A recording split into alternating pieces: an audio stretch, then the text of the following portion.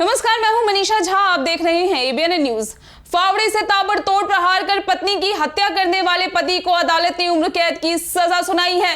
दरअसल अतिरिक्त जिला न्यायाधीश ने कहा कि अभियुक्त मनोज कुमार ने अपनी 13 साल की बेटी के सामने जिस तरह से पत्नी की हत्या की, वह दर्शाता है कि उसने परिवार के विश्वास की हत्या की है। मां के सबसे करीब बच्ची ही होती है, उसी के सामने हत्या की वारदात को अंजाम देना जघन्य अपराध की श्रेणी में आता है।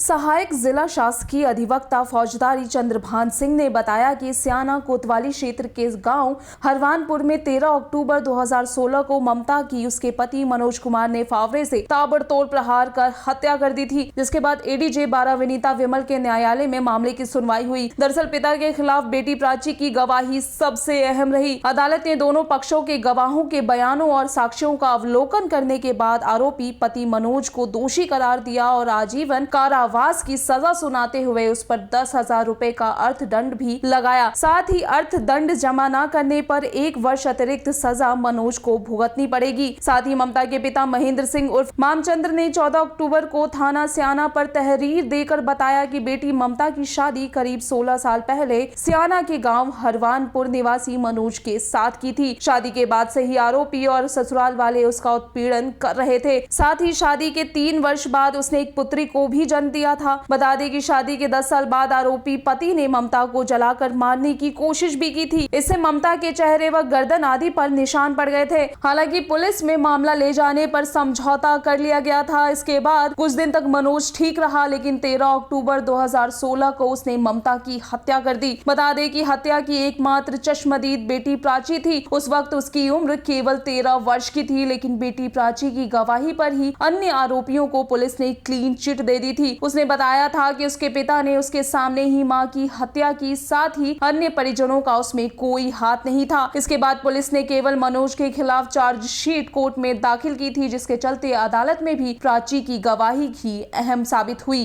तो फिलहाल के लिए इतना ही। देश और दुनिया की तमाम बड़ी अहम खबरों के लिए बने रहिए एबीएन न्यूज के साथ।